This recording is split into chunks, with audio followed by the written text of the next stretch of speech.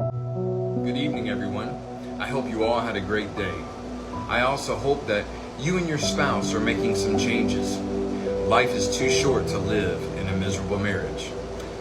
Now tonight we're going to end our series, What Narcissists Misunderstand About Love. So come in close, okay? In the narcissistic pattern, these individuals approach relationships as a competition. Okay, like one of us has to be right. And guess who's always right?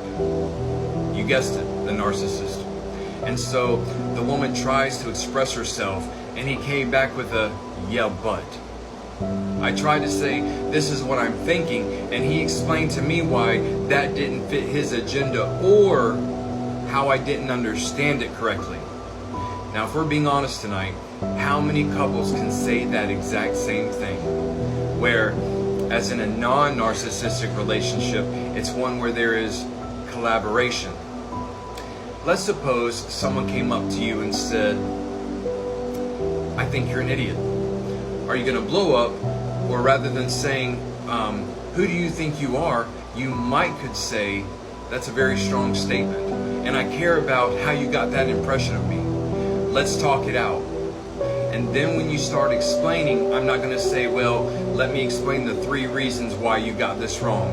It's like, are there other things you want me to know? Because I really want to hear this. And there's an assurance that says, even if you say something not flattering to me, you have my assurance that I will listen to you. It's powerful. When you are able to think that way, even in acknowledging your own potential for flaws, you illustrate strength. See, this never happens in the narcissistic relationship. It never happens. If they could do this, do you know what the wife would do? Cry.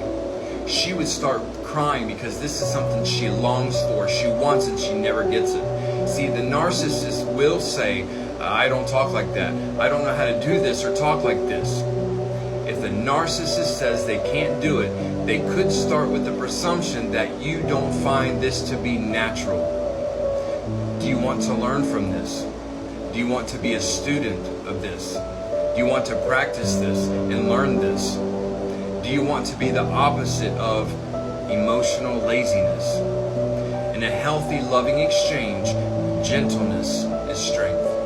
When the wife says she doesn't feel heard, if you can come back and say something like, that must feel very empty. See, everybody wants to be heard. I'd like to know more of what you would like me to understand. That's gentle and that's powerful. See, to a narcissist, authority is strength. To a narcissist, correctiveness is strength. I have to be right. That's how they think. The narcissist needs to stop telling you how to think and feel and how to do your job. But narcissists think so much in terms of authority and correctiveness and control that to let go, that feels weak to them, when in fact, no, it's the exact opposite. The way for me to be in control is to quit trying to be so in control. Any relationship is like a dance. When you practice reflecting and understanding and empathy and compassion, that's a beautiful dance. And you see the couple moving across the dance floor. Sadly, that's not what the narcissist does. He is stepping all over your toes, guiding her across the floor, and it doesn't feel good. It feels bad. Going back to the 5 levels of engagement, that level 5, in order to immerse with someone else, you have to remind yourself, my ego is getting in the way here. And so I'm willing to set that aside, and I want to know you. It's a wonderful message for someone to receive, and frankly, on the giving end as well, because that feels pretty good too. It's like it's its own reward. So in this series, we have laid out the problem. This stuff is overwhelmingly destructive and debilitating. So how does a narcissist mature? Grow up. Set the ego aside. What is the possibility of this relationship? It comes down to want to. When couples that they keep talking about hitting a brick wall inside of their marriage, it's like, well, you know, remember that old definition of insanity? You keep doing the same thing over and over, hoping for new results. You may be asking, what am I supposed to do? There is a question that needs to precede that before the answer to that question is going to do any good. Listen to this. And that is, let's take the verb to do, set it aside, and put the verb to be in its place. What am I to be? And before any of your doing is going to go to the right direction, you need to take a look at your essence, meaning being. What is your essence? What do you bring from the inside out that you're hoping to convey to that other person? Essence precedes doing. Being precedes doing. The one with narcissism has to get help to becoming different, to be different. Get a good therapist that specializes in NPD, narcissistic tendencies, and emotional abuse. This is very, very important.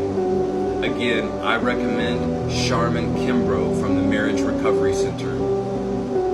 Guys, this series has been difficult to hear, to see what we're doing to our spouse and us not even getting it. I hope this series has touched you and has given you the courage to make some changes. Please leave a comment and just let me know your thoughts. What are you learning? What are you doing? Guys, thank you for following me. Thank you for starting to get involved with the comments and just join me every night at 7. Tomorrow night we're going to start a new series, and I'm not going to spoil it, so you're going to have to come back and check it out at 7, but I promise you it's going to be interesting. So I love you guys. I hope you have a wonderful rest of the night. Be encouraged.